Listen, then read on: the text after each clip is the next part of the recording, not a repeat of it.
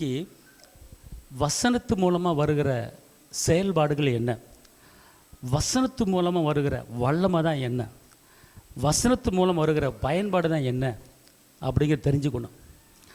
இப்போ உங்கள் கரத்தில் இந்த பைபிள் இருக்கிறது, இதுக்குள்ளே எத்தனையோ வாக்குத்தத்தங்கள் இருக்கிறது,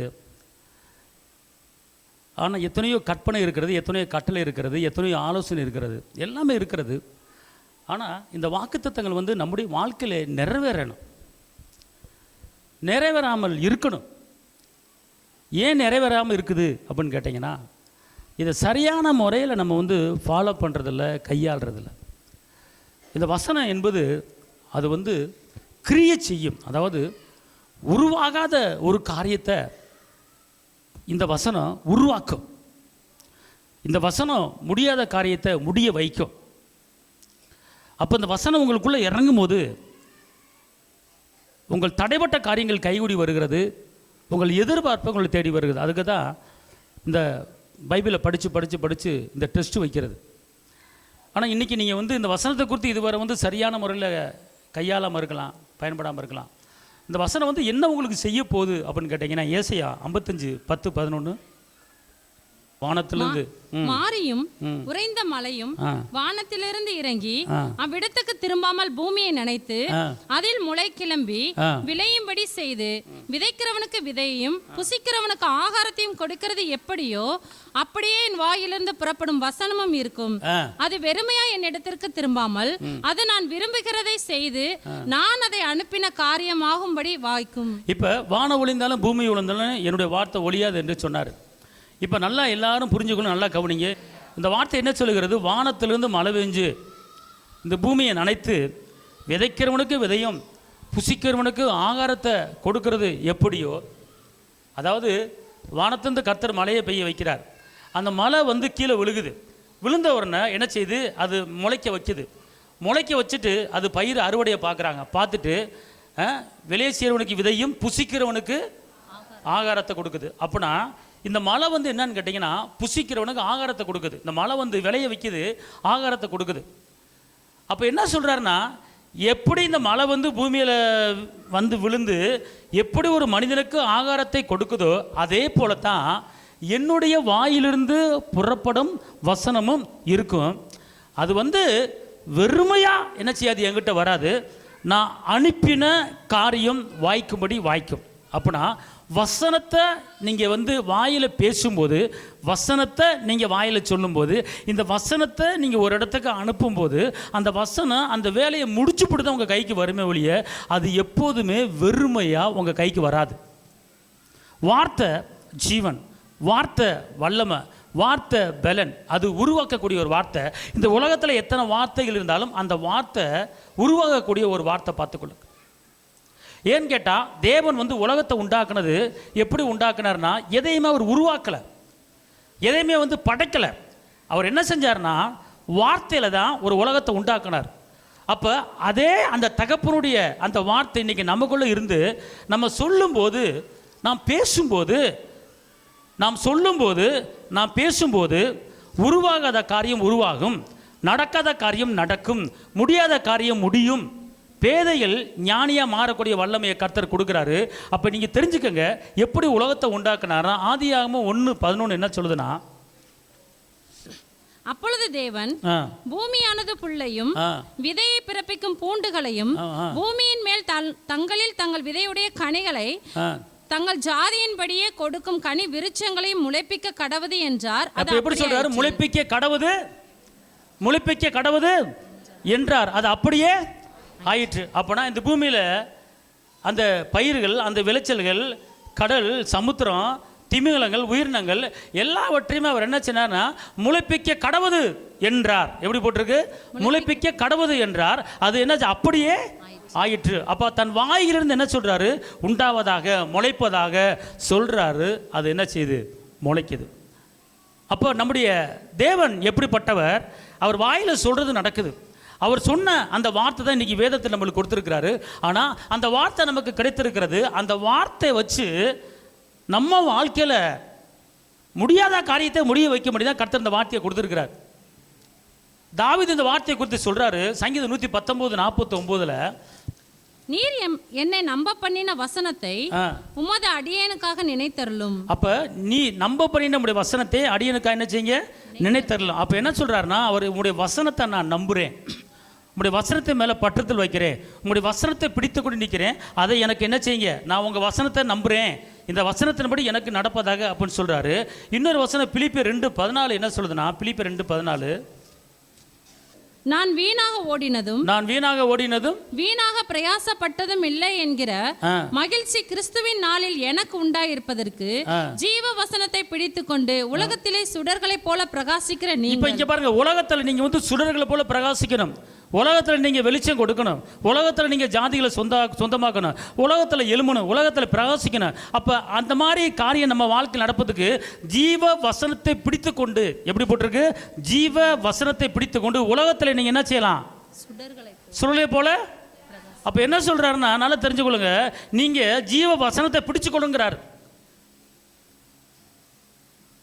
எல்லாம் சொல்லுங்க, ஜீவ வசனத்தை பிடித்து கொண்டு, ஜீவ வசனத்தை ஏற்றுக்கொண்டு, ஜீவ வசனத்தை பேசிக்கொண்டு, நான் இருக்கும்போது, நான் வாழ்கிற இந்த உலகத்தில் நான் சுடர்களை போல நான் பிரகாசிப்பேன். இப்போ புரியுதுங்களா? நீங்கள் உலகத்தில் பிரகாசமான ஒரு வாழ்க்கை வாழ வேண்டும் என்றால், ஒரு வெளிச்சமான ஒரு வாழ்க்கை வாழ வேண்டும் என்றால், ஜீவ வசனத்தை என்ன செய்யணுமா, நீங்கள் என்ன செய்யணும், பிடித்து கொள்ளணும். இந்த வசனத்தை பிடித்து கொள்ளணும். உங்கள் கண்ணை திறந்த வார்த்தை, உங்கள் இதயத்தை திறந்த வார்த்தை, உங்கள் பேச்சு வார்த்தை. அப்போ இதை பிடிச்சு கொண்டு, இந்த வார்த்தையின்படி எனக்கு ஆக கடவுது, இந்த வார்த்தையின்படி எனக்கு நடக்க கடவுது என்று நீங்கள் வாயை திறந்து என்ன செய்யணும், பேசணும், அது நடந்துடும். மரியாள் சொன்னாங்க, நான் ஆண்டவருடைய அடிமை, உங்களுடைய வார்த்தையின்படி எனக்கு. அப்போ நீங்கள் என்ன செய்யணும், தேவனே என்னை குறித்து உங்களுடைய வார்த்தை என்ன சொல்லுகிறது, இந்த வார்த்தையின்படி எனக்கு ஆக கடவுது. எல்லாம் சொல்லுங்க, தேவனே என்னை குறித்து உங்களுடைய வார்த்தை என்ன சொல்லுகிறது, உங்களுடைய வார்த்தையின்படி எனக்கு ஆக கடவுது, உங்களுடைய வார்த்தையின்படி எனக்கு ஆக கடவுது. அல்லேலூயா, அல்லேலூயா. அப்போனா நீங்கள் என்ன செய்யுங்க, அந்த வார்த்தைக்கு ஒப்பு கொடுத்துருங்க, அந்த வார்த்தையை அர்ப்பணிச்சிருங்க, அந்த வார்த்தையை நம்பிடுங்க, அந்த வார்த்தையின்படியே உங்களுக்கு என்ன செய்ய நடக்க போகுது. அல்லேலூயா. உன்னை கீழாக்க மாட்டேன் மேலாக்குவேன், அவருடைய வார்த்தை. உன்னை கீழாக்க மாட்டேன் மேலாக்க, வாழாக்க மாட்டேன் தலையாக்க மாட்டேன், அவருடைய வார்த்தை. நீ எலும்புவாய், நீ பிரகாசிப்பே, அவருடைய வார்த்தை. இந்த வார்த்தையின்படி எனக்கு என்ன செய்வது, நடக்க கடவுது என்று சொல்லணும். யாக்கோபு 1:18 அவர் சித்தம் கொண்டு தம்முடைய சிருஷ்டிகளில் நம்மை முதற் பலனானவர்தற்கு, நம்மளை முதல் பலனாக்குவதற்கு நம்மை சத்திய வசனத்தினாலே ஜெனிப்பித்தார். இப்ப நம்மள சத்திய வசனத்தால இதுக்கு ஜெனிப்பித்தாரு அப்படின்னு கேட்டா, நம்ம எல்லாருமே எப்படி இருக்கணுமா, முதற் பலனாய். எல்லாம் சொல்லுங்க. அப்பனா நீங்க பின்னாடி எழும்பக்கூடாது, நீங்கள் முதலாக வரணும்னு முதல் பலனாய், அதாவது முதல்ல நீங்க பலன் கொள்ளுகிறவராய், முதல்ல நீங்க எலும்புகளாக இருக்கும்படி தான் இந்த வசனத்தை கொண்டு நான் உங்களை பிறக்க வச்சிருக்கிறேன் அப்படிங்கிறார், உங்களை பிறக்க வச்சிருக்கிறேன் அப்படிங்கிறார். அப்பனா நீங்க முதல் பலன் பெற்று இந்த பூமியில வாழ்றோமா, இந்த உலகத்தில் எல்லா மனிதருக்கு முன்பாக நாம் முதல் பலனாக எழும்பி நிற்கிறோமா? அப்போ ஏன் எழும்ப முடியல, ஏன் பிரகாசிக்க முடியல, ஏன் சுடர்களை போல பிரகாசிக்க முடியல அப்படின்னு கேட்டால், இந்த வசனத்து மேலே பற்றுதல் இல்லாத இருப்பதுனால தான், இந்த வசனத்து மேலே நம்பிக்கை இல்லாமல் இருப்பது தான். எபிரேயர் 1:3 வாசிங்க. இவர் அவருடைய மகிமையின் பிரகாசமும் அவருடைய தன்மையின் சொரூபமாய் இருந்து சர்வத்தையும் தம்முடைய வல்லமையுள்ள வசனத்தினாலே தாங்குகிறார். சகலத்தை தம்முடைய வல்லமையான வசனத்தால் என்ன செய்றாரு, தாங்குகிறார். எதனால தாங்குறாரு, வார்த்தையில தாங்குறார். அப்பனா இன்னைக்கு நீங்களே நானும் நிற்காம நிர்மூலமாகாமல் இருப்பதும் அவருடைய வார்த்தையை கொண்டு தாங்குகிறார், வார்த்தையை கொண்டு ஏந்துறார், வார்த்தையை கொண்டு தப்பி வைக்கிறார். அப்பனா அவர் வார்த்தையிலிருந்து எல்லாத்தையுமே செஞ்சு கொண்டு வருகிறார். அப்பனா இந்த வார்த்தை மேல எவ்வளவு நம்பிக்கை வைக்கணும், நல்லா புரிஞ்சுக்கொள்ளுங்க. யாக்கோபு 1:21. ஆகையால் நீங்கள் எல்லாவித அழுக்கையும் கொடிய துர்க்குணத்தையும் ஒழித்துவிட்டு உங்கள் உள்ளத்தில் நாட்டப்பட்டதாயும் உங்கள் ஆத்துமாக்களை ரட்சிக்க வல்லமுள்ளதாயும் இருக்கிற வசனத்தை சாந்தமாய் ஏற்றுக்கொள்ளுங்கள். அப்பனா இந்த வசனம் என்ன செய்யுது அப்படின்னு கேட்டீங்கன்னா, ஒரு கெட்டவனை, ஒரு துர்குணம் உள்ளவனை, ஒரு அநியாயம் பண்ணுகிறவனை இந்த வசனம் என்ன செய்தான், எப்படி மாற்றுகிறதா, ஒரு சாந்தம் உள்ளவனாய், ஒரு அன்பு உள்ளவனாய் மாற்றுகிற ஒரு ஜீவனுள்ள ஒரு உயிருள்ள வார்த்தை தான் இந்த வார்த்தை. அப்பனா இந்த வார்த்தை உங்களுக்குள்ள இருந்தால், இந்த உலகப்பரமான அசுத்தங்களும் உலகப்பரமான எண்ணங்களும் அது இருக்குமானால், இந்த வார்த்தை என்ன செய்யுமா, அது சுத்திகரித்து உங்களை புது பலனா என்ன செய்யும், மாற்றும். அதுக்கு தான் அந்த வார்த்தைக்கு நீங்கள் முக்கியத்துவம் கொடுங்க. இந்த வார்த்தை என்ன செய்யுது, இந்த பைபிளில் இருக்கிற வார்த்தை என்ன செய்யுது அப்படின்னு கேட்டால், நம்முடைய இதயத்தை வந்து என்ன செய்து சுத்திகரிக்குது. சகல துர்குணத்தை என்ன செஞ்சிருமா, எடுத்து போட்டுருமா அந்த வார்த்தை. சகல கெட்ட எண்ணங்களை எடுத்து போட்டுருமா அந்த வார்த்தை. சாந்தம் இல்லாதவனை சாந்தமாக மாற்றக்கூடிய வார்த்தை இந்த வார்த்தை. அன்பு இல்லாதவனை அன்பா மாற்றக்கூடிய வார்த்தை தான் இந்த வார்த்தை. இரக்கம் இல்லாதவனை இரக்கமாய் மாற்றுகிற வார்த்தை தான் இந்த வார்த்தை. அப்போனா இந்த வார்த்தையை நீங்கள் ஏற்றுக்கொள்ள வேண்டும். இந்த வார்த்தை மேலே ஒரு நம்பிக்கை வைக்க வேண்டும். இந்த வார்த்தையை கொண்டு நினைச்சுன்னு பேசுனா தான் சொல்லப்பட்டிருக்கு ஏசாயா 50:4. அதாவது கல்விமானி இலைப்படைந்தவனுக்கு, வாசிக்க பார்ப்போம் ஏசாயா 50:4. இலைப்படைந்தவனுக்கு சமயத்துக்கேற்ற வார்த்தை சொல்ல நான் அறியும்படிக்கு கர்த்தராகிய ஆண்டவர் எனக்கு கல்விமானின் நாவை தந்தருளினார். அப்ப சமயத்துக்கேற்ற வார்த்தை. இப்ப இங்க இருங்களேன், நம்முடைய வாழ்க்கையில் வந்து எப்போதுமே ஒரே நிலைமையில் இருக்காது. ஒரே நிலைமையில் இருக்காது. ஒரு நேரம் துக்கம் வரும், ஒரு நேரம் சந்தோஷம் வரும், ஒரு சமானம் வரும். அந்த நேரத்தில் நம்மளை வந்து ஆண்டவர் வந்து பலப்படுத்துவார். அப்போனா சமயத்துக்கேற்ற அந்த வார்த்தையை சொல்ல அவர் ஆயத்தமாக இருக்கிறார். எந்த சமயத்தில், அதாவது துக்கமாக இருக்கிற நேரத்தில் சந்தோஷத்தை கொடுக்க என்ன வார்த்தை, ஞானம் இல்லாத நேரத்தில் ஞானத்தை கொடுக்க என்ன வார்த்தை, பலவீனமாக இருக்கிற நேரத்தில் பலவான மாத்திரக்கு உண்டான வார்த்தை என்ன வார்த்தை அப்படின்னு கேட்டால் அந்த வார்த்தை உங்களுக்கு கொடுத்து என்ன செய்யும், உயர்த்தும். பாருங்கள், ஒரு ஆஸ்பத்திரியில் வந்து ஒரு பெரிய ஒரு மனிதர் வந்து ரொம்ப முடியாமல் படுத்து கிடந்தார்.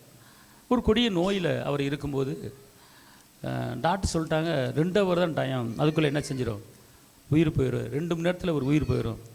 நீங்கள் செய்ய வேண்டிய காரியத்தில் என்ன செஞ்சிருங்க அப்படின்னு.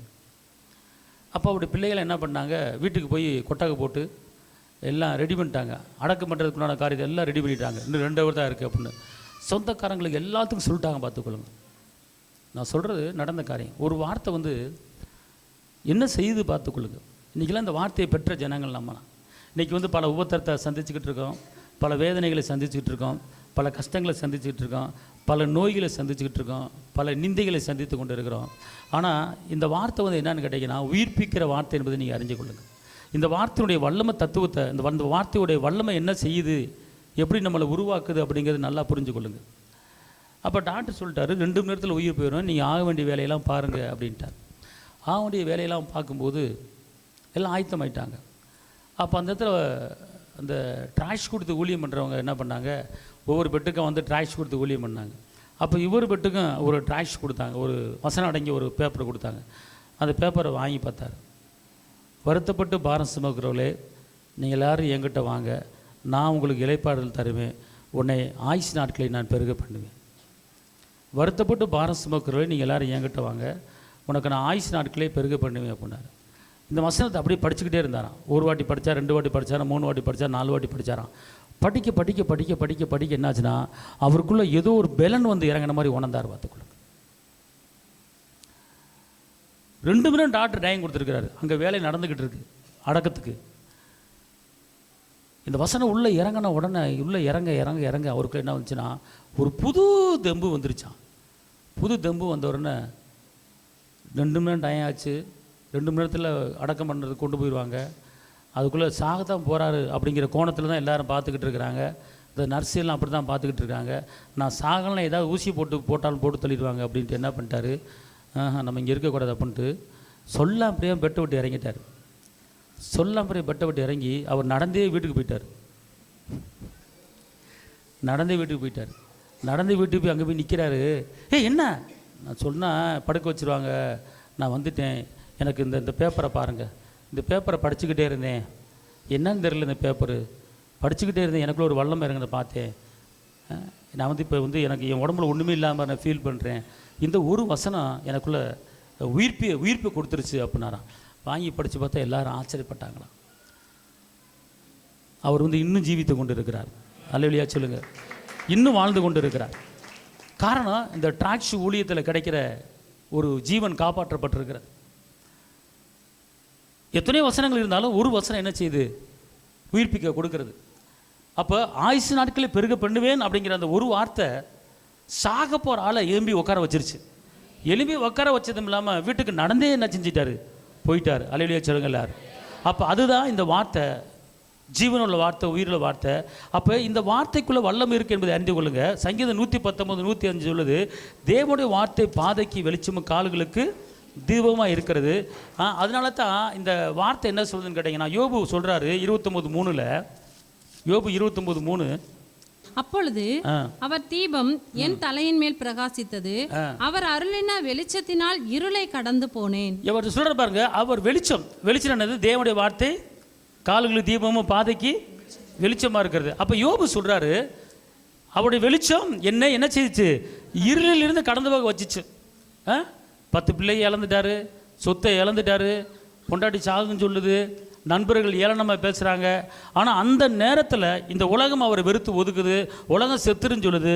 ஆனால் அந்த நேரத்தில் அவர் சொல்லுகிற ஒரு வார்த்தை பார்த்துக்கொள்ளுங்க, அவர் வெளிச்சம், அவர் அருளின வெளிச்சத்தினாலே இருளை கடந்து போனேன் அப்படிங்கிறார். அப்பனா இன்னைக்கு நம்முடைய இருளான காரியங்கள் எத்தனையோ இருக்கிறது. இருளான காரியம் 1 இல்லை 2 இல்லை, எத்தனையோ இருக்கிறது நம்முடைய வாழ்க்கையில். அப்போ இந்த இருளான காரியம் எப்படி கடந்து போகுது? அதான் சங்கீதம் 119, 105, தேவனுடைய வார்த்தை என் கால்களுக்கு தீபமும் என்னுடைய பாதைக்கு வெளிச்சமாக இருக்கிறது. அப்போ இந்த வெளிச்சமான வார்த்தையை உங்கள் வாயில் என்ன சொல்லணும்? நீங்கள் அசைப்படணும். சங்கீதம் 119, 130 என்ன சொல்லுதுன்னா, உம்முடைய வசனத்தின் பிரசித்தம் வெளிச்சம் தந்து பேதைகளை அப்போ தேவனுடைய வார்த்தை என்ன சொல்லுதுன்னா, ஒரு பேதையான ஆள், ஒரு உதவாக்கற, அதாவது ஒரு பைத்தியம், அப்படிப்பட்ட ஒரு நபரை இந்த வசனம் என்ன செய்யுதுன்னு கேட்டிங்கன்னா, வெளிச்சம் கொடுத்து, உணர்வை கொடுத்து, அறிவை கொடுத்து, சிந்தையை கொடுத்து வாழ வைக்கக்கூடிய இந்த வார்த்தை தான் இந்த வார்த்தை. பார்த்துக்கொள்ளுங்க. சங்கீதம் 105 சொல்லப்பட்டிருக்கு, 107 சொல்லப்பட்டிருக்கு, வசனத்தை அனுப்பி குணமாக்கி அழிவுக்கு தப்பிப்பு அப்படிங்கிறார். சங்கீதம் 105:19 என்ன சொல்லுதுன்னு வாசிக்க பார்ப்போம். கர்த்தர் சொன்ன வார்த்தை நிறைவேறும் அளவும் அவருடைய வசனம் அவனை புடமிட்டது. வசனம் என்ன செஞ்சிச்சு? இங்கே இருங்க, இந்த வார்த்தை யாருக்கு சொல்கிறாருன்னா, யோசேப்புக்கு சொல்கிறார். கர்த்தருடைய வசனம் நிறைவேறும் அளவும் என்ன அது? வசனம் என்ன செஞ்சு? புடமிட்டுச்சு. இப்போ கர்த்தருடைய வார்த்தை உங்களுக்கு நிறைய இந்த டைமில் கிடச்சிருக்கலாம். ஆனால் கிடைச்சிருந்தும் அது உங்களுக்கு நடக்காமல் இருந்திருக்கலாம், அது கொஞ்சம் டைம் பிடிக்கலாம். அப்போ என்ன சொல்கிறாருன்னா, இந்த வசனம் உன்னை புடமிடும், இந்த வசனம் உன்னை சுத்திகரிக்கும், இந்த வசனம் உன்னை நடத்தும், இந்த வசனம் உன்னை உருவாக்கும், இந்த வசனம் உன் வாழ்க்கையை கொண்டு வரும். அப்படின்னா வசனம் என்ன செய்யும் அப்படின்னு கேட்டிங்கன்னா, உருவாகாத ஒரு காரியத்தை, ஒரு பொருளை என்ன செய்யுமா? உருவாக்கும். கட்டப்படாத காரியத்தை கட்டும். அப்படின்னா வாக்குத்தத்தத்தை கர்த்தர் நமக்கு கொடுத்துட்டாரு, ஆனால் அது நிறைவேறாமல் இருக்குது. அப்படின்னா இப்போ யோசேப்புக்கு என்ன பண்ணார்? வாக்குத்தத்தம் கொடுத்தார். சூரியனும் சந்திரன் அவர் என்ன செய்யுது? வணங்குது. அப்போனா தாய் தப்பை வணங்குற அளவுக்கு தேவனுடைய அந்த வாக்குத்தத்தம், அந்த வசனம் அந்த யோசேப்புக்கு கொடுத்துருக்கிறது. ஆனால் அந்த வசனம் அவரை என்ன செஞ்சிச்சு? புடமிட்டுச்சு, ஜெயிலில் போட்டுச்சு, குழியில் போட்டுச்சு. ஆனால் கடைசியில் அது என்ன செஞ்சிச்சு? நிறைவேறிச்சு. பார்த்துக்கொள்ளுங்க. வசனம் என்ன செய்யுது அப்படின்னு கேட்டிங்கன்னா, வசனம் நம்மளை உருவாக்கம். பார்த்துக்கொள்ளுங்க. எப்படி ஒரு நகை நெருப்பில் போட்டு வாட்டி வதச்சு ஒரு பொண்ணாக விளங்க வைக்கிறதோ, அதே போல் வசனம் நம்மளை உருவாக்கும். எங்கே அடிக்கணும், எங்கே சரி பண்ணணும், எங்கே சுத்தியில் வச்சு அடிக்கணும், எங்கே நீட்டு இருக்கு அடிக்கணும், எல்லாம் அடித்து நம்மளை சீர்படுத்தி சரிப்படுத்தி கொண்டு வருகிறது தான் இந்த வசனம். பார்த்துக்கொள்ளுங்க. அப்போ இந்த வசனம் புடமிடப்படும். ஆனால் புடமிடப்பட்ட பிற்பாடு அது நம்மளை எல்லாத்தையும் என்ன செய்யும்? பொண்ணாக விளங்க வைக்கும். நிறைய காரியங்களை கற்றுக் கொடுக்கும் வசனம், நிறைய காரியங்களை தெரிய வைக்கும் வசனம். இந்த வசனங்கிறது சும்மா ஒன்றும் கிடையாது. ஒரு காரியத்தை கர்த்தர் உங்களுக்கு சொல்லிட்டார் அப்படின்னா அது நடக்கலை அப்படின்னு கேட்டால் உங்களை உருவாக்கிட்டு இருக்கிறார் என்ற அர்த்தம்.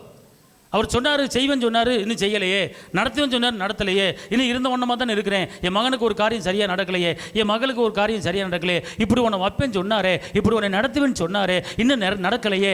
அப்படின்னா அது உனக்கு நடக்காமல் இருக்குன்னா அந்த நேரத்தில் கர்த்தர் உனக்கு, உன் பிள்ளைக்கு, உன் குடும்பத்துக்கு சில காரியங்களை உருவாக்கி கொண்டு இருக்கிறார். எங்கே தட்டணுமோ தட்டி கொண்டு இருக்கிறார், எங்கே நீட்டணுமோ நீட்டு வைத்து கொண்டிருக்கிறார், எங்கே சரி பண்ண வேணுமோ சரி பண்ணி கொண்டு இருக்கிறார். உன்னை குறித்த சில வேலைகளை பண்ணி கொண்டிருக்கிறார். உனக்காக அஸ்திவாரம் போட்டு கொண்டிருக்கிறார், உனக்காக கட்டடத்தை கட்டி இருக்கிறார், உனக்காக சென்ட்ரிங் போட்டு கொண்டிருக்கிறார், உனக்காக வீடு அலங்காரம் பண்ணி கொண்டிருக்கிறார், உனக்காக செவரை வச்சு கொண்டிருக்கிறார். அதுவரை நீ என்ன செய்யணும்? அது நிறைவேறும் அளவு என்ன செய்யணும்? காத்திருக்கணும். யோசேப்புக்கு தரிசனம் காட்டின உடனே அவர் அவசரப்படலை, அவர் காத்திருந்தார். ஆனால் கண்டிப்பாக அது என்ன செஞ்சிச்சு?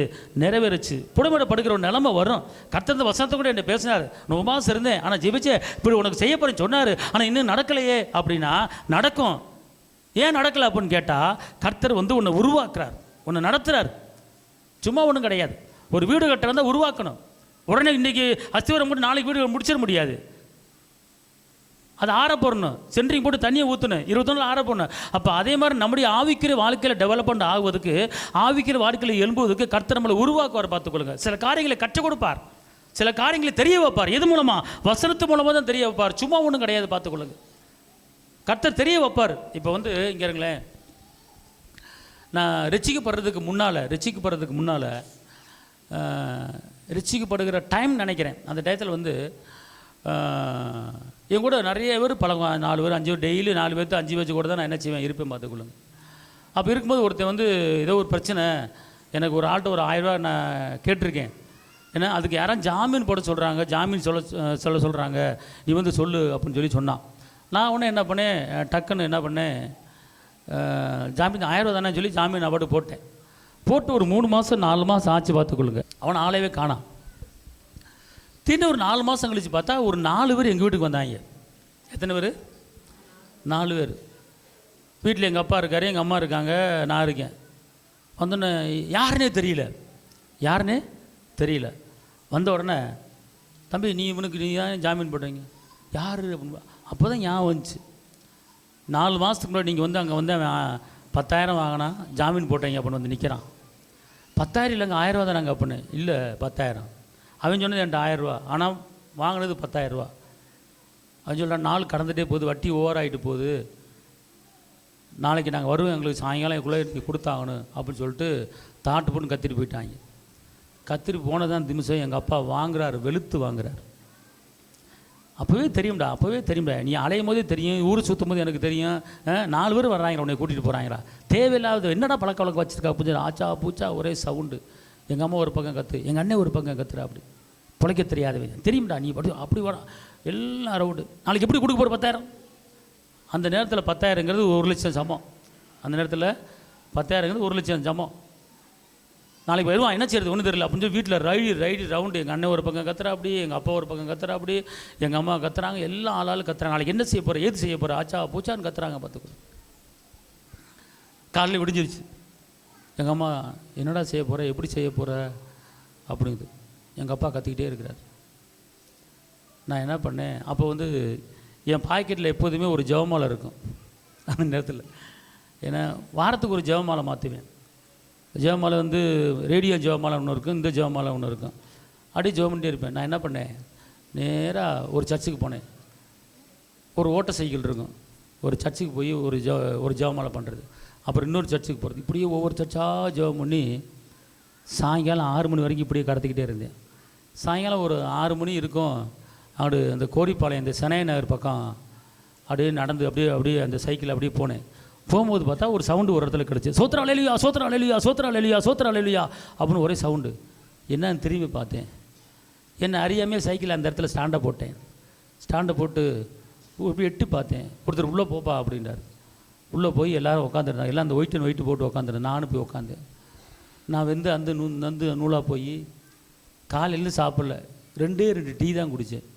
2 டீ, காலையில் ஒரு டீ, மத்தியானம் ஒரு டீ, 2 டீயை குடிச்சிட்டு அங்கே போய் உட்காந்து அப்படியே நடா சரி எங்கிட்ட ஊரை விட்டு ஓடிடுவோமா, இல்லை வீட்டில் சொல்லாமல் அப்புறம் எங்கிட்ட போயிடுவோமா, இல்லை எங்கிட்ட ஊரை பக்கம் போயிடுவோமா, இல்லாட்டி அந்த ஊருக்கு அங்கே போயிடுமா, இல்லை சென்னைக்கு ஓடி வந்துடுமா, இப்படிலாம் பல விதமான ஒரு கற்பனை பண்ணிவிட்டு நொந்து வந்து அந்த நூலாக போய் அங்கே போய் உள்ளே உட்காந்தேன். அது அப்புறம் தான் தெரிஞ்சு அது டிபிஎம் சபை. அங்கே சோத்திரம் அலிலியான்னு கத்திக்கிட்டு இருக்கும்போது டக்குன்னு அவர் சொல்லிட்டார், இந்த மகளுக்கு கர்த்தர் சுகத்தை கொடுத்தெல்லாம் சோத்திரம் போடுவான், சோத்திரம் அப்படின்னாங்க. நாளை நடக்க போகிற ஆராதனைக்கு கர்த்தர் பெரிய கரிஞ்சல் எல்லாம் சோத்திரம் போடுங்க, சோத்திரம் அப்படின்னாங்க. அப்படின்னு சொல்லிட்டு அவர் ஜெபிச்சு முடிச்சுட்டு டக்குன்னு ஒரு ஆராதனை பண்ணிக்கிட்டு டக்குன்னு, வளம் கொண்டு திட்டமானதாரு கர்த்தர் உன்னோடு இருக்கிறார், நான் உனக்கு துணை நிற்கிறேன். வளம் கொண்டு திட்டமானதாரு கர்த்தர் உன்னோடு இருக்கிறார், நான் உனக்கு துணை நிற்கிறேன். இந்த ஒரு வார்த்தையை 10 வாட்டி சொல்கிறார். என்னது, வளம் கொண்டு திடமானதாரு நான் உன்னோடு இருக்கிறேன், நான் உனக்கு துணை நிற்கிறேன், 10 வாட்டி சொல்கிறார். சொன்ன அவர் சொல்ல இந்த வார்த்தை சொல்ல இந்த வசனம் அப்படி எனக்குள்ளே அப்படி இறங்குச்சு பாருங்க. இந்த வசனம் இறங்க அப்படியே இந்த அலைச்சல்கள், இந்த சோர்வுகள் அப்படி என்ன ஆச்சு வெளியேறி இந்த வசனம் அப்படியே அவர் என்ன சொன்னார், இந்த வசனத்தை சொல்ல வைங்க பண்ணார். எல்லாம் சேர்ந்து நானும் சொன்னேன், பயப்படாத பலம் கொண்டு திறமறது கர்த்தர் உன்னோடு இருக்கிறார், நான் உனக்கு துணை வைக்கிறேன், சொல்லுங்கள் எல்லாரும். அப்போ எல்லாரும் சொல்லும்போது நானும் சொன்னேன், நானும் 10 வாட்டி சொன்னேன் பாருங்க. இந்த வசனம் உள்ளே இறங்கின பிற்பாடு, பலம் கொண்டு திடமானதாரு கர்த்தர் உன்னோடு இருக்கிறார், நான் உனக்கு துணை நிற்கிறேன். இதான் காலையில் சாயங்காலம் வரைக்கும் பல சோர்வு ஊரை விட்டு ஓடுவான்கிட்டு இருந்தேன். ஆனால் இந்த வசனம் ஒரு 10 வாட்டி தான் சொன்னேன் பார்த்துக்கொள்ளுங்க. இந்த வசனம் உள்ள இறங்கின அந்த வசனத்துடைய தன்மை, அந்த வசனத்துடைய பலன், அந்த வசனத்துடைய கிருபை எதுவுமே தெரியாது. ஞானசானம் கூட எடுக்கலை, ரட்சிப்புன்னு அனுபவம் கூட கிடையாது. பாருங்கள், என் காலு அப்படியே ஆட்டோமேட்டிக்காக உள்ளே போச்சு. அங்கே உட்காந்தே பார்த்துக்கொள்ளுங்க. அப்போ போன உடனே அந்த வசனம் உள்ளே இறங்கணுன்னு என்னை அறியாமல் நான் பாட்டு சைக்கிள் எடுத்துகிட்டு கோரிப்பாலத்துலேருந்து நேராக வண்டி எடுத்துகிட்டு போனேன். எங்கள் அம்மா வாசல் இப்படியே உட்காந்துருக்குறாங்க, தெருவை பார்த்துக்கிட்டு. இப்படி வாசப்பில்லை காலைல போன பிள்ளை என்னாச்சுன்னு தெரியலையே அப்படின்னு வாசப்பில்லை உட்காந்து தெருவில் பார்த்துக்கிட்டு நான் போனேன். எந்திரிக்கிறாங்க அம்மா.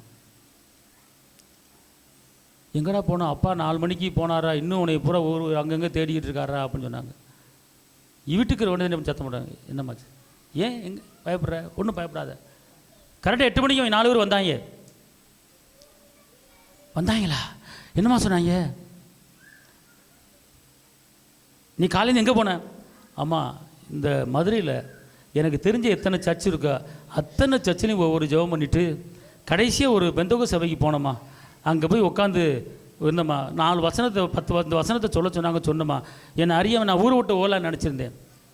ஆனால் அந்த வசனம் சொன்னாங்க, சொன்னேன். நான் திருப்பி எப்படி வீட்டுக்கு வீட்டுக்கு வந்துட்டேம்மா. ஒன்றும் பயப்படாதரா.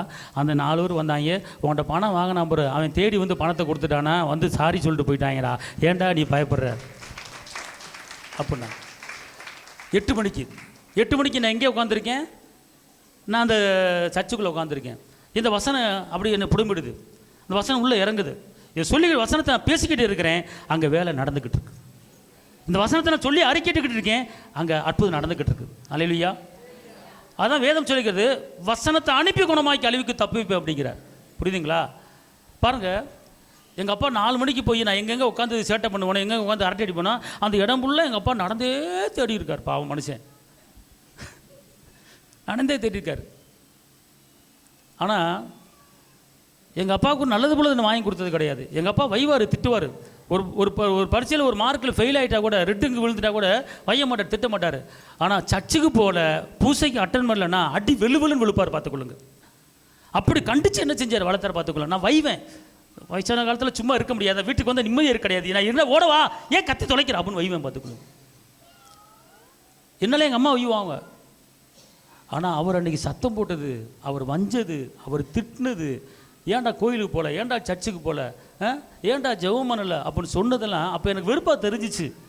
ஆனால் அந்த நேரம் கண்டித்த கண்டிப்பு தான் இன்றைக்கி நான் இந்த இடத்துல நிற்க முடியும். கர்த்தர் கிருபை செஞ்சிருக்கேன். நல்லா கவனிங்க. இன்றைக்கி நான் நினைக்கிறேன், எங்கள் அப்பாவுக்கு ஒரு வேஷ்டி துணி வாங்கி கொடுத்தது கிடையாது, எங்கள் அம்மாவுக்கு ஒரு சேலை வாங்கி கொடுத்தது கிடையாது. இப்போ நான் உணர்றேன், ஐயோ எங்கள் அப்பா இருந்தாலும் ஒரு பிரியாணி வாங்கி கொடுக்கலாமே எங்கள் அப்பாவுக்கு அப்படின்னு நினைக்கிறேன். ஆனால் முடியல. அந்த இடத்துல வந்து நான் சரியாக கண்டுக்கலை, தாய் தப்பனை கண்டுக்கலை. ஆனால் அவங்க வந்து கண்டிச்சது, திட்டினதெல்லாம் ஒரு வெறுப்பாக தான் எனக்கு தெரிஞ்சு. அவங்க கண்டிச்சது, திட்டினதெல்லாம் வந்து எனக்கு இப்போ பயனுள்ளதாக இருக்கிறது. அப்போ கண்டிக்காமல் என்னை மனமோன போக்கில் விட்டுருந்தாங்கன்னா நான் தருதலே ஆகிருப்பேன்.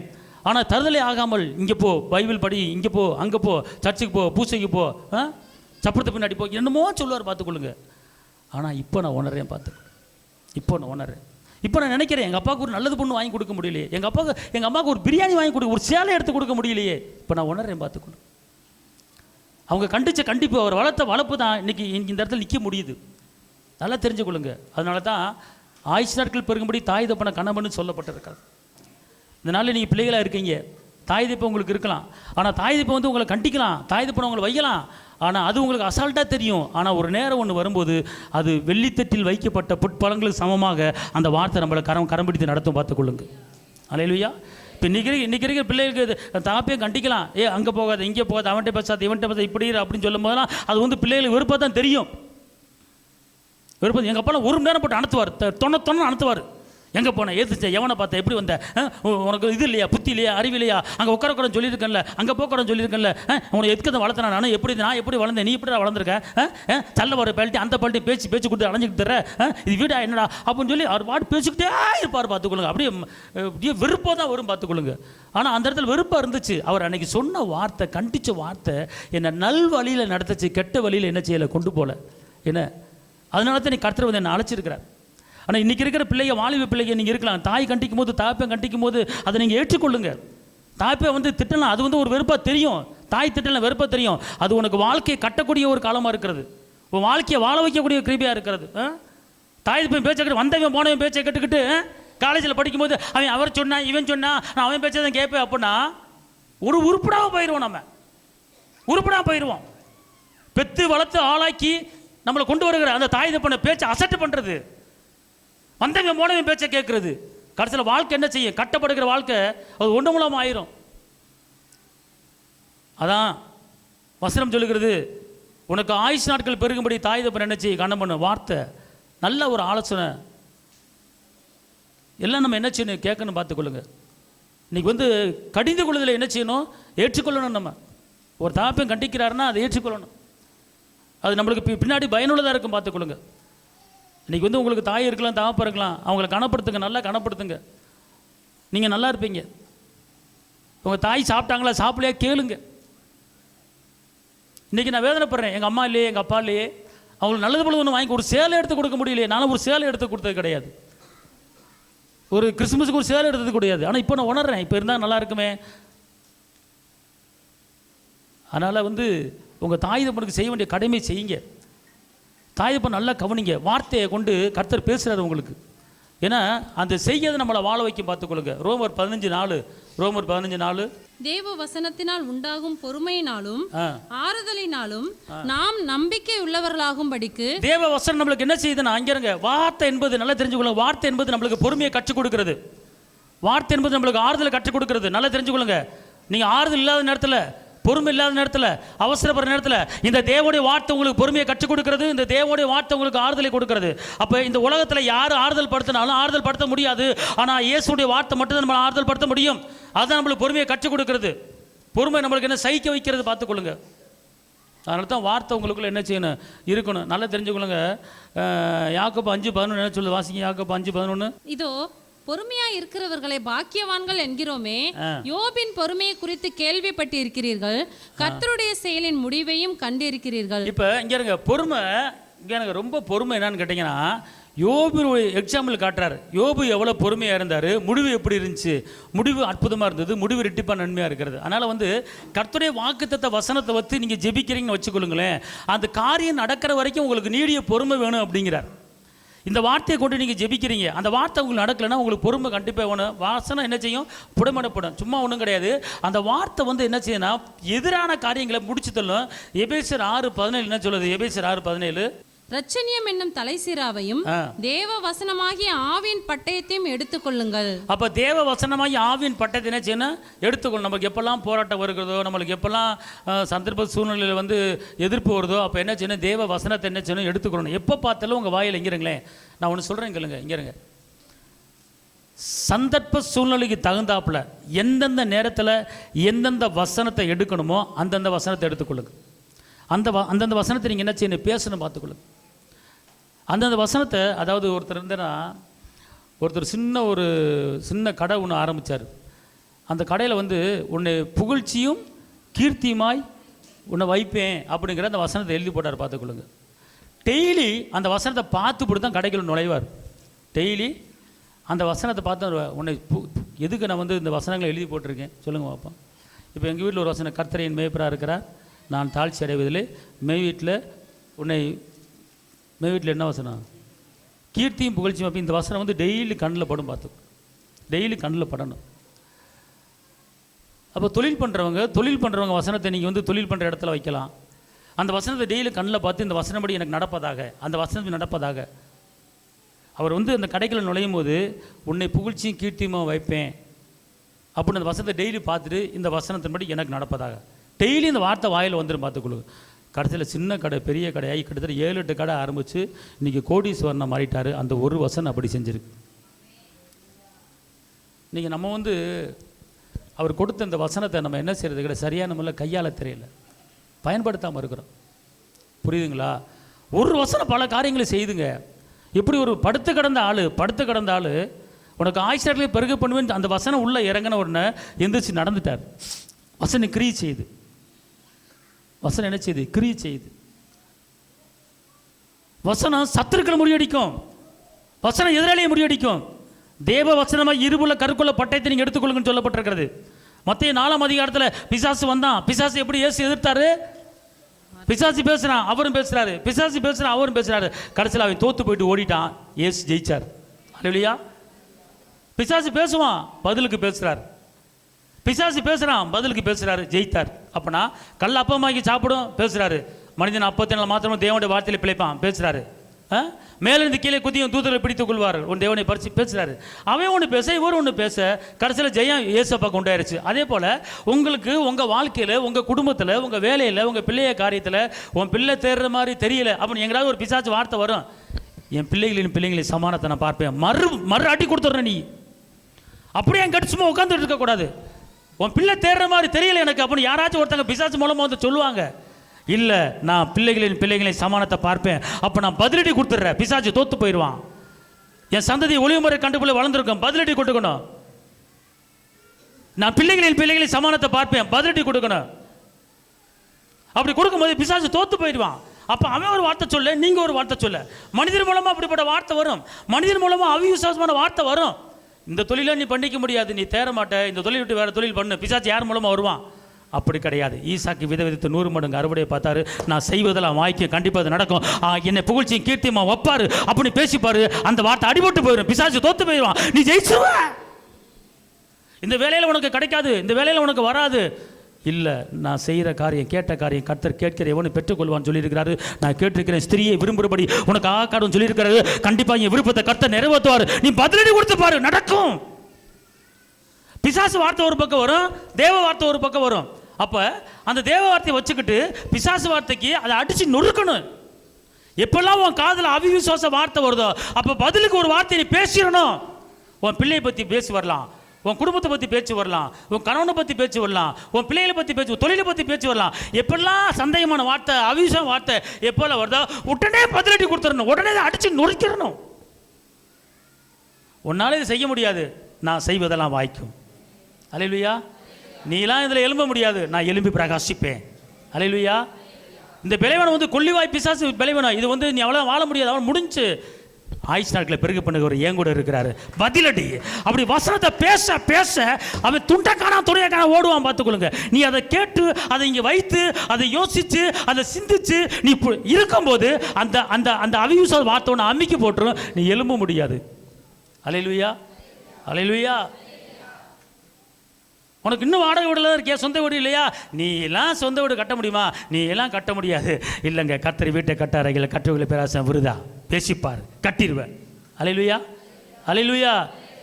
நான் எவ்வளவோ எலும்புன்னு நினைக்கிறேன், முடிய மாட்டேங்குது. நான் அதே மாதிரி நீயே எழும்ப முடியாது அப்படின்னா சரி, இல்லை நான் எலும்புவேன், நான் பிரகாசிப்பேன், நான் உலகத்தை வெளிச்சம், நான் தேவனுடைய வசனத்தை பிடித்து கொண்டு உலகத்தில் சுரவிட வசனங்கள் போல இருப்பேன்னு பேசி பாருங்க, எலும்புவீங்க. ஆமென், அல்லேலூயா. அப்போ என்ன செய்யணும்? வார்த்தையை எப்பெல்லாம் உங்கள் காதில் தப்பான வார்த்தை வருது, எப்பெல்லாம் உங்கள் காதில் அவிசுவாசம் வார்த்தை வருது, உடனே அடியை கொடுத்துடணும் வார்த்தை கொண்டு, வசனத்து மூலமாக. ஏசு கம்முன்னா இருந்தார், பிசாசு வர்றான் 40 நாள் சாப்பிடாம இருக்காரு, 40 நாள் சாப்பிடாம இருக்காரு. பசி அந்த நேரம் தான் வருவான். நீ எந்த நேரத்தில் சோதனையில் அதிகமாக இருக்கியோ, எந்த இடத்துல கஷ்டத்தில் அதிகமாக இருக்கியோ, எந்த இடத்துல நெருக்கப்படுறியோ, எந்த இடத்துல பெரிய அவமானத்தில் இருக்கியோ, அந்த நேரத்தில் உன்னை அமுக்கி தள்ளணும், அந்த இடத்துல உன்னை போட்டு தள்ளணும், அந்த இடத்துல உன்னை சாக வைக்கணும். அந்த நேரம் பார்த்து தான் பிசாசு உன் பக்கத்தில் வருவான். ஆனால் உன் இறுதிய பலைகளை வசனத்தை நிறைச்சி வச்சிருக்கணும். உன்னால் முடியாது, செத்து ஒரு வார்த்தை வரும், அந்த பதிலடி கொடுக்கணும். இயேசுக்கிட்ட வந்தான், இந்த கல் அப்பமாய் சாப்பிடும். மனிதன் அப்பத்தினால் மாத்திரமில்லை, தேவனுடைய வார்த்தையில் பிழைப்பான். பதில். இன்னொரு வார்த்தை பேசுகிறான், மேலிருந்து கீழே குதியும் தூதர்களை பிடித்துக்கொள்ள என்று எழுதியிருக்கிறது. இன்னொரு வார்த்தை அவர் சொல்கிறாரு, உன் தேவனை பரிச்சை பண்ணி பாராதிருப்பேன் என்று எழுதியிருக்கிறது. அவன் பேசுகிறான், நீ என்ன வணங்கு, என்ன வணங்கு, இந்த உலகமே எனக்கு கொடுக்கப்பட்டிருக்கிறது, நான் உனக்கு தர்றேன், என்னை வணங்கு அப்படிங்கிறான். உன்னை அவர் பேசுகிறாரு, உன் தேவன் ஒருவருக்கே ஆராதனை செய்வாய் என்று எழுதியிருக்கிறது. பதிலடி. உடனே அவன் என்ன செஞ்சிடான்? ஓடி போயிடுறான். தூதர்கள் வந்து ஏசப்பாக்கு பணிபடி செய்கிறார். இதே தான் நம்ம வாழ்க்கையில் கையாளணும். ஏசு என்ன பண்ணார்? அதை நம்ம பண்ணால் போதும். இந்த உலகத்தில், இந்த உலகம் பொல்லாங்கனுக்குள்ள கிடக்கிறது. உன் குடும்பத்தை பற்றி, உன் தொழிலை பற்றி, உன் வேலையை பற்றி, உன் பிள்ளையை பற்றி எப்பெல்லாம் ஒரு அவசகுணமாக ஒரு அவிசுவாச வார்த்தை வருதோ அப்போ அதுக்கு நிகரான ஒரு வார்த்தையை நீ பேசிட்டேன்னா அதை அழிக்கப்பட்டுரும். அதை ஏற்ற கொண்டு இங்கே உள்ளே வைக்கக்கூடாது. அவன் சொல்லுவான், இது உன்னால் முடியாதுன்னு சொல்லுவான். நீ முடியும். ஆகான்னு சொல்லுவான். நீ என்ன செய்யணும்? ஆகாதது எதுவும் இல்லை, உம்மால் ஆகாதது எதுவும் இல்லை அப்படி என்ன செய்யணும்? பேசணும்.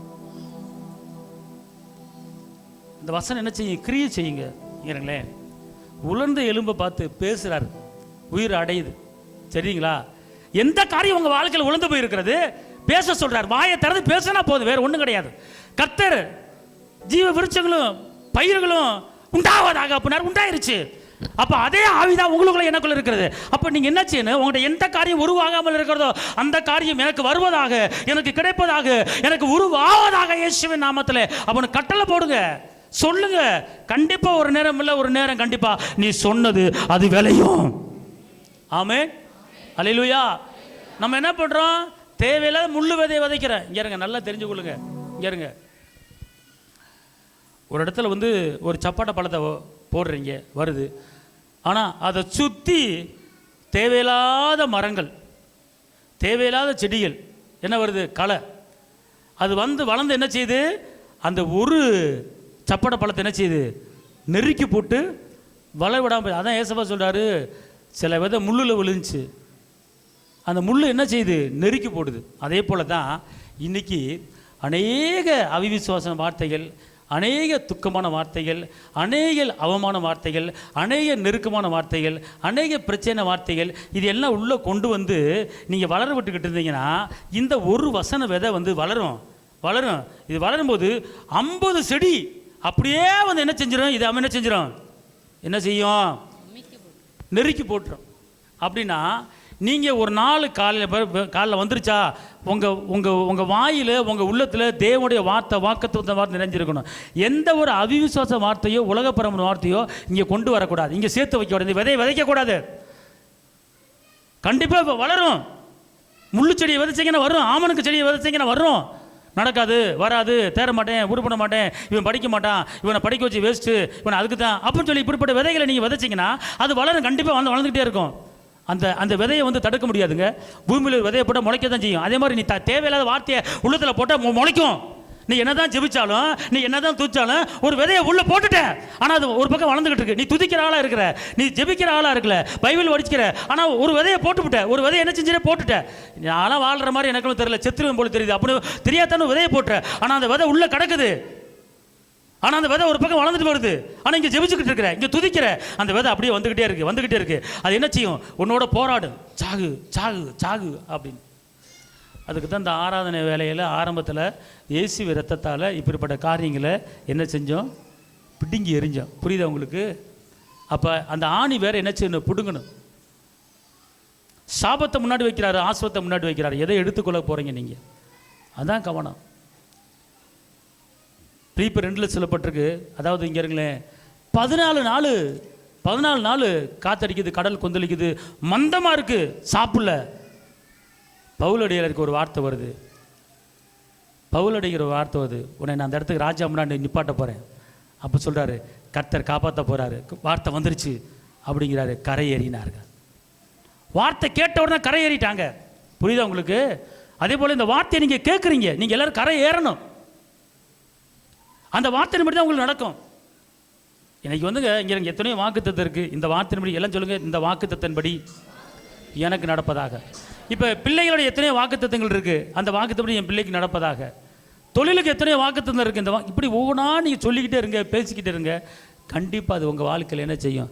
நடக்கும். வசனத்தை என்ன செய்யுங்க? அதாவது இங்கே நான் தெரிஞ்சுக்கலேன், ஒரு மணி நேரம் ஜெபம் பண்ணிங்கன்னா வசனத்து மூலமாக கர்த்தர் பேசுவார். வசனத்து மூலம் கர்த்தர் இருப்பார். அதாவதுங்க நல்லா தெரிஞ்சுக்கொள்ளுங்க, நீங்கள் இப்போ ஒரு ஆளுக்கு சுவிசேஷம் சொல்கிறீங்க, கர்த்தர் நல்லவருங்க, ஆண்டவர் இயேசு ஏற்றுக்கொள்ளுங்க அப்படின்னா நம்ம கடங்காரன் இருந்துக்கிட்டு, நம்ம ஒவ்வொருத்தர் இருந்துட்டு, வேதனை இருந்துட்டு போய் சொல்ல முடியாது. முதல் உன் குடும்பத்தை பாறையா, நீ எனக்கு சொல்ல வந்துட்ட அப்படின்னா. அப்போ நம்ம குடும்பத்தை முதல் சரி பண்ணணும். நம்ம திருப்தியான வாழ்க்கை வாழ்கிறோமா, நம்ம நிம்மதியான வாழ்க்கை வாழ்கிறோமா, நம்ம சமாதானமான வாழ்க்கை வாழ்கிறோமா, நம்ம அன்பான வாழ்க்கை வாழ்கிறோமா, அதுக்கு என்ன செய்யணும்? சரியில்லாத காரியத்தை சரி பண்ணணும். அப்போ நீங்கள் ஏசப்பாட்ட கேட்கணும். ஒரு வசனத்தை வாசிங்க, சங்கீதம் 119:81. உம்முடைய ரட்சிப்புக்கு என் ஆத்துமா தவிக்கிறது, உம்முடைய வசனத்துக்கு காத்திருக்கிறேன். அப்படி என்ன அர்த்தம் கேட்டீங்க? இங்கே பாருங்க, எல்லாம் கவனிங்க. அதாவது நீங்கள் ஜெபத்தில் உட்காரீங்கன்னு வச்சுக்கொள்ளுங்க, ஒரு மணி நேரம் ஜெபத்தில் உட்காரீங்கன்னா, அப்போ கர்த்தர் உங்களோட பேசணும். எப்படி பேசுவேன்னு கேட்டால் வசனத்தை கூட உங்களோட பேசுவார். அப்போ இந்த வசனத்தின்படி உனக்கு நான் செய்வேன்னு சொல்லிட்டாருன்னா உனக்கு நிம்மதியாக நீ எந்திரிக்கலாம். அல்லேலூயா. நல்லா தெரிஞ்சுக்கொள்ளுங்க. நான் ஒரு மணி நேரம் ஜெபிக்கிறேன் சொல்கிறீங்க இல்லையா? அந்த ஒரு மணி நேரம் ஜெபத்தில் ரேமா வார்த்தை உங்களுக்கு உங்கள் காதில் விழுந்திருக்கணும். அல்லது ஒரு தரிசனத்தில் ஒரு வசனம் உங்கள் கண்ணுமல்ல வந்திருக்கணும். அதுதான் ஜெபத்துக்கு உண்டான பதில். கர்த்தர் செய்வார் அந்த வசனத்தின்படி. அதான் அந்த வசனம் என்ன சொல்லுது? உங்களுடைய வசனத்துக்கு என்ன செஞ்சுருக்கிறேன்? காத்திருக்கிறேன். அப்போ கர்த்தர் உங்களோட இடைபெறணும். உனக்கு இப்படி செய்ய போறேன், இப்படி வைக்க போறேன் அப்படின்னா அந்த வசனத்தின்படி. இப்போ யோசேப்புக்கு வசனம் கொடுத்தாரு, யாக்கோபுக்கு வசனம் கொடுத்தாரு, ஆபிரகாம் வசனம் கொடுத்தாரு. ஆபிரகாம் வாக்கு பண்ணாரு, வாக்குத்தத்தத்தை பண்ணாரு, அந்த வாக்குத்தத்தை காத்திருந்தாரு, வாக்குத்தை சொல்லி ஜெபிக்கிறாரு. ஈசாக்கு மூலமோ சந்ததி விளங்க பண்ணுவேன் அப்படிங்கிறார். ஈசாக்கு மூலமோ சந்ததி விளங்க பண்ணுவேன்னு சொல்றாரு. ஆனா அதே சொன்ன அந்த வார்த்தை, அந்த வாய் தான் கர்த்தர் சொல்றாரு, ஈசாக்கு எனக்கு பலியிடு அப்படிங்கிறார். ஈசாக்கு மூலமா சந்ததி விளங்குன்னு சொல்றாரு. ஆனா அதே கர்த்தர் தான் ஈசாக்க பலியிடுங்கிறாரு. ஆனா ஆபிரகாம் சொல்றாரு, அவர் சொல்லிட்டாரு, அவர் சொன்னவர் தான் செய்வார். அப்ப இதுல ஏதோ ஒரு மாற்றம் உண்டாக போகுது, அதை பலியிட கொண்டு போறாரு. கர்த்தர் பார்த்தாரு, பிள்ளையாண்ட மேல கை போடாத, அந்த ஈசாக்கு மூலம் சந்ததி விளங்க பண்ணுவேன் அப்படின்னாரு. அவர் சொன்ன வார்த்தை அந்த ஆபிரகாமுக்கு நிறைவேறினது. வாக்கு மேல நம்பிக்கை வச்சாரு, டெஸ்ட்ல ஜெயித்தாரு. வார்த்தை சந்தேகப்படக்கூடாது. அவர் சொன்ன வார்த்தை, ஈசாக்கு மூலமா கடற்கரை மணலை பாரு, நட்சத்திரங்களை பாரு, அது போலவும் சந்தை விளங்க பண்ண சொன்னார். ஆனால் நிறைவேறுச்சு. ஆனால் அதுக்கு கூட பல சோதனை, பல நெருக்கம். ஆனால் அப்படி நெருக்கம் வந்தாலும் சோதனை வந்தாலும் அந்த வாக்கு தத்துவத்தை பிடிச்சிக்கிட்டாரு. எபிரேயரில் ஒரு வசனம் இருக்கிறது நல்ல, அதாவது அவர் பலியிட சொன்னாலும் திருப்பி வெட்டி போட்டாலும், வாசிங்களா, அது எபிரேயரில் இந்த வசனம் இருக்கு, அழகான வசனம். நான் ஆபிரகாமை பலியிட்டா, நான் ஈசாக்க பலியிட்டாலும் அவர் திருப்பி உருவாக்கி கொடுக்கிறதுக்கு என் தேவன் வல்லவராக இருக்கிறாருன்னு சொன்னாருங்க. அப்படி பேசுறாரு. எபிரேயரில் அந்த வசனம் இருக்கிறதுங்க. பலியிடம் சொன்ன பிற்பாடு அவர் என்ன சொல்றாரு, நான் ஈசாக்க பலியிட்டால அவர் திருப்பி என் மகனை திருப்பி அவர் கொடுக்கிறதுக்கு அவர் எனக்கு வல்லவராக இருக்கிறாருன்னு சொன்னார். பார்த்துக்கொள்ளுங்க. அப்ப வார்த்தை மேல எவ்வளவு நம்பிக்கை வச்சிருக்காரு, வார்த்தை மேல எவ்வளவு பற்றுதல் வச்சிருக்காரு, வார்த்தை மேல எவ்வளவு விசுவாசம் வச்சிருக்காரு. அதனால தான் ஆபிரகாமின் தந்தை, விசுவாசின் தந்தை என்று அவர் பெயரிட்டார். அவர் சந்ததி நம்ம இன்னைக்கு அவரை போல இருக்கணும். எல்லாத்துக்கும் அவரை போல சோதனை வராது. வாக்க நிறைவேற்றினாரு. எபிரேயரில் அந்த வசனம் இருக்குங்க, ரொம்ப அழகான. எபிரேயர் 11:18 ஈசாக்கினிடத்தில் உன் சந்ததி விளங்கும் என்று அவனோடு சொல்லப்பட்டிருந்தது. இப்படிப்பட்ட வாக்குத்தத்தங்களை பெற்றவன் மரித்தோரிலிருந்து எழுப்ப தேவன் வல்லவராய் இருக்கிறார் என்று எண்ணி. இப்ப பாருங்க, எல்லாம் ஆபிரகாமுக்கு ஒரு கையை தட்டுங்க. இங்க ஈசாக்கின சந்ததி விலகும் என்று சொன்னவர், நான் ஈசாக்கை வெட்டி போட்டாலும் அடுத்து என்ன சொல்லுது? வாசிங்க. தனக்கு ஒரே பேரானவனை பலியாக ஒப்பு கொடுத்தான், மரித்தோரில் இருந்து அவனை பாவனையாக திரும்பவும் பெற்றுக்கொண்டான். அல்லேலூயா, அல்லேலூயா. அப்ப எவ்வளவு ஒரு உறுதி இருந்துச்சு பாருங்க. திருப்பி கொடுப்பாரு அப்படிங்கிற நம்பிக்கையில செஞ்சாருங்க. அதான் வார்த்தை மேல வைக்கிற நம்பிக்கை. இன்னைக்கு ஆபிரகாம் நம்மளுக்கு அவர் வார்த்தையை கொடுக்கல, எத்தனையோ வாக்கு தத்தங்களை ஏசப்பா சிலுவையில் ரத்தம் சிந்தி வாங்கி கொடுத்துருக்கிறார். அதாவதுங்க, ஒரு வசனம் கிடைச்சா அந்த வசனம் நிறைவேற வரைக்கும் விடக்கூடாது. உங்க பிள்ளையை குறித்து ஒரு வசனம் கொடுத்தாரா, நிறைவேற வரைக்கும் விடக்கூடாது, பிடிச்சுக்கோங்க. யாக்கோபு ஒரு ஜெபம் பண்றாரு, நீ அதாவது ஈசாக்கு சந்ததி விளங்கும் என்று சொன்னீரே அப்படின்னு சொல்லி யாக்கோபு ஒரு ஜெபம் பண்றாரு. பார்த்துக்கொள்ளுங்க. ஆதியாகமத்தில் அந்த வசனத்தை சொல்ற, இப்படி சொன்னீங்களே, இப்படி செஞ்சீங்களே அப்படி சொல்லி ஜெபிக்கிறாரு. அப்போ இன்னைக்கு தேவன் வந்து உங்களுக்கு எத்தனை வாக்குத்தத்தம் கொடுத்துருக்காரு. உங்க பிள்ளைகளுக்கு வாக்குத்தத்தம் கொடுத்துருக்காரு, உங்க கணவருக்கு, மனைவிக்கு, உங்க தொழிலுக்கு, உங்க பிசினஸுக்கு, எல்லாத்துக்கும் வாக்குத்தத்தம் கொடுத்துருக்காருல. இப்படி சொன்னீங்களே, எனக்கு செய்யுங்க, நான் அப்பா விட்டு பிள்ளை, இயேசுவின் பிள்ளை, ரத்தத்தால் கழுவப்பட்டிருக்கிறேன், பிள்ளையா மாறி இருக்கிறேன், பொண்ணையோ பொருளையோ கொடுத்து ரத்தத்தால் மீட்கப்பட்டிருக்கிறேன். அப்போ நீங்க நினைச்சிட்டு அந்த வாக்குத்தத்தங்களை சொல்லி சொல்லி சொல்லி அது நிறைவேறுகிற வரைக்கும் நீங்க என்ன செய்யக்கூடாது, விடக்கூடாது. ஆமென் சொல்லுங்க. அல்லேலூயா. ரோமர் 15:4 என்ன சொல்லுது? திருப்பி வாசிங்க. ரோமர் 15:4. தேவ வசனத்தினால் உண்டாகும் பொறுமையினாலும் ஆறுதலினாலும் நாம் நம்பிக்கையுள்ளவர்களாகும் படி. தேவ வசனத்துல என்ன வருது? பொறுமை, ஆறுதல், நம்பிக்கை. இது எங்க இருந்து வருது அப்படின்னு கேட்டா வார்த்தையில தான் வருது. பார்த்துக்கொள்ளுங்க. கண்டிப்பா அவர் செய்வார். யோபு பொறுமையா தான் இருந்தார். பார்த்துக்கொள்ளுங்க. ஒரு வசனம் இருக்கிறது, இங்க இருங்க, நிறைவேறுகிற வரைக்கும் விடாதங்கிறார். நீ கேட்ட காரியம் உனக்கு நிறைவேறுகிற வரைக்கும் விடாத, நீ கேட்டுக்கொண்டே இரு, நான் தருவேன். முன் வச்ச கால பின்னால வைக்காத. இதுதான் கர்த்தருடைய வசனம். அந்த வசனம் கண்டிப்பா நம்முடைய வாழ்க்கையில் என்ன செய்யும்? அது நிறைவேறும். ஆமென் சொல்லுங்க. அல்லேலூயா. நீங்கள் என்ன பண்ணுறீங்க? ஒரு நேரம் வர்றீங்க, போகிறீங்க, வசனத்தை வந்து இருதயத்தில் வைக்க மாட்டீங்க, அதை பற்றி அறிக்கிற மாட்டீங்க, அதை பற்றி சொல்ல மாட்டீங்க. வாக்கு தத்துவத்தை கர்த்தர் கண்டிப்பாக கொடுத்துருக்குறாருன்னா அதை பேசுங்க. உங்கள் பிள்ளையை படிக்க வைக்க முடியலையா? கல்விமானி நாவே எனக்கு கொடுத்துருக்கீங்க, என் பிள்ளையை கொடுத்துருக்கீங்க, பேசுங்க. படிக்க வைக்க வழி செய்வார். அவரால் கூடாத காரியம் ஒன்றுமே கிடையாது. ஆமென். அல்லேலூயா, அல்லேலூயா, அல்லேலூயா.